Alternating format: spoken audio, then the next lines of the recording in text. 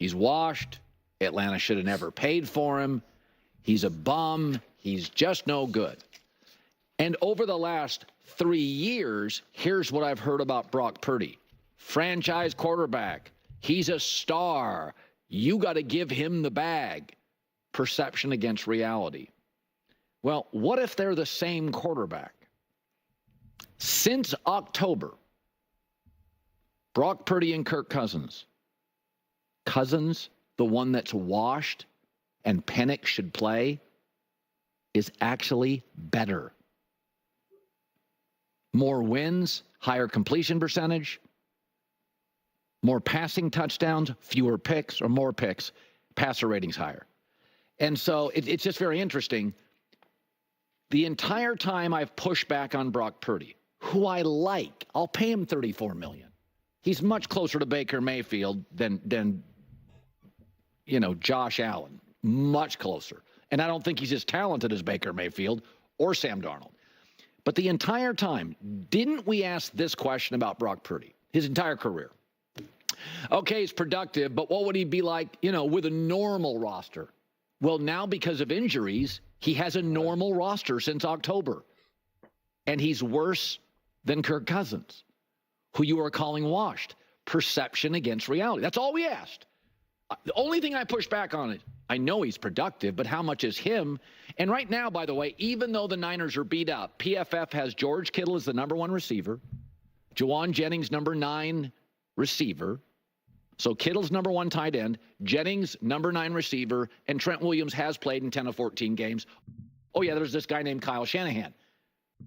Right, and Brock Purdy has done nothing to help facilitate that all. How great did Kittle and Jennings and all that look when they had the backup quarterback in? That's right, not very good. Dude, they've been decimated with injuries. This team did not do a good enough job to be able to overcome it. Shanahan himself was not good enough to overcome it. His whole offense kind of collapsed, as Greg Cosell highlighted, when you don't have Christian McCaffrey in the lineup because of all the schemes that Shanahan wants to run, which is why they were so bad in the red zone. So to kind of use this as an indicator of Brock Purdy not being able to win is just kind of insane. Because look at what Andy Reid did when Patrick Mahomes lost his receivers. What did he do? He shortened the field. Patrick Mahomes now throws the shortest average depth of target. He's only above, I think, Will Levis and Tua Tagovailoa, which is what I highlighted before. That's the genius of Andy Reid. Andy Reid's like, we're doing all short throws, and yet I'm still going to be able to scheme these guys in a way where we're still going to be at the top for yards after catch. That's a great coach. Shanahan on this side said, you know what? Yeah, we're missing all these weapons. We're doing all this. You know what? We're still going to have Brock Purdy throw really far. He's going to be at the top of the league for average depth of target. Here's Brock Purdy. That's what they're asking him to do. Top 7, 8.7. And then again, as we see at the bottom, Patrick Mahomes all the way at the bottom. Gardner Minshew and Tua Tagovailoa. Okay, how about yards after catch? You want to talk about Baker Mayfield and Patrick Mahomes more? Well, they're the highest. Jared Goff is the highest. Baker Mayfield, Patrick Mahomes, Joe Burrow, Josh Allen. They all have the highest yards after catch. Where's Brock Purdy? Oh, wow. All the way down here. I mean, you realize, look at that. He's got 1278 for Brock Purdy. If I can highlight it for you.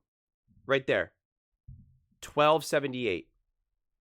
Whereas Baker Mayfield and Jared Goff, they're in the 2000s. Patrick Mahomes is 1939.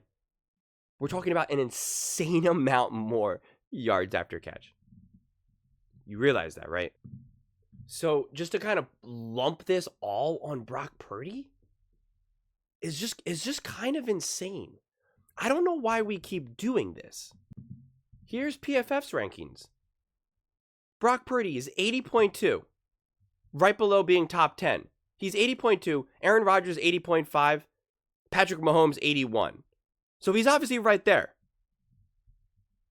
So again, I don't understand where we kind of jump to this conclusion about all of this. I'm not saying to pay Brock Purdy $65 million a year. I've been saying that consistently now. But I don't think Tua and Trevor Lawrence should have gotten that money either. I don't think Dak should have gotten his money either. And I'm on the record also saying consistently, I don't think Brock Purdy is necessarily going to seek that. I think he probably has an agent who's going to be trying to be like, hey, bro, come on, man. This is what you're doing. Look at Trevor Lawrence guy. Look what you did. I'm sure he's got those voices in his head. Maybe even a couple family members here and there. But I think Brock Purdy wants to take a good deal. So this has always been like a non-story. Notice how we never really hear anyone say Brock Purdy is expecting to get $60 million. We don't hear that.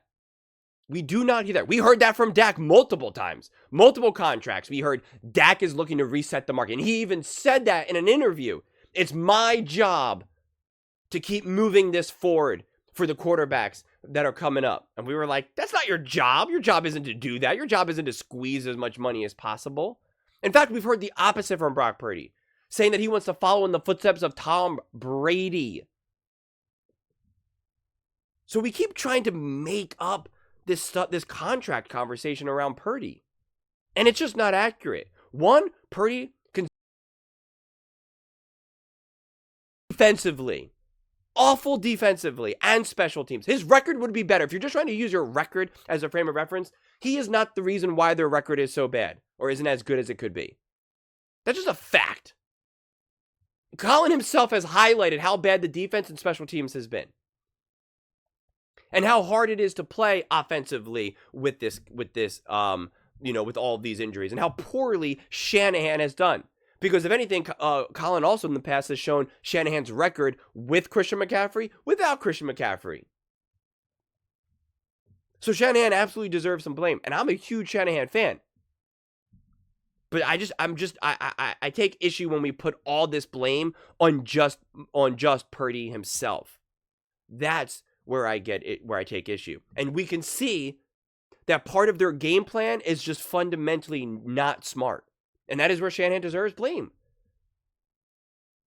If you got Brock Purdy throwing some of the high, at being at the highest rate of average depth of target, average to low yards after catch, and you got these other quarterbacks who we say are significantly better than Brock Purdy, and understandably so, the Mahomeses, the Allens, the Lamars, they throw shorter passes and have more yards after catch.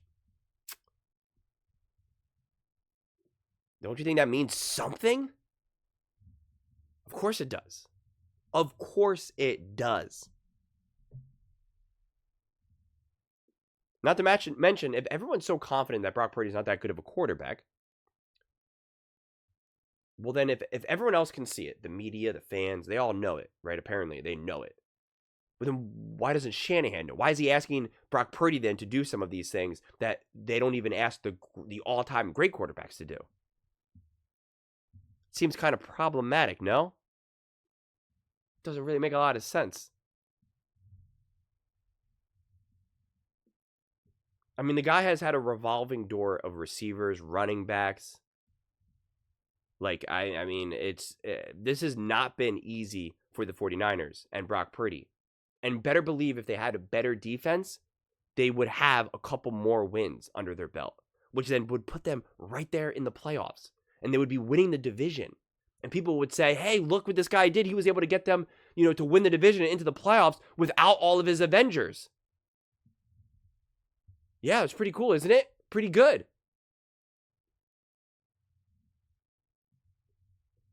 I don't know, man.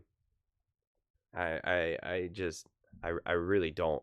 Again, I'm not arguing that Brock Purdy is a top 3 quarterback in the NFL and should be get paid 65. Heck, he should be get paid 80 million. I'm not making that argument. Nobody is actually really honestly making that argument, except for people who just want to be, popular on YouTube.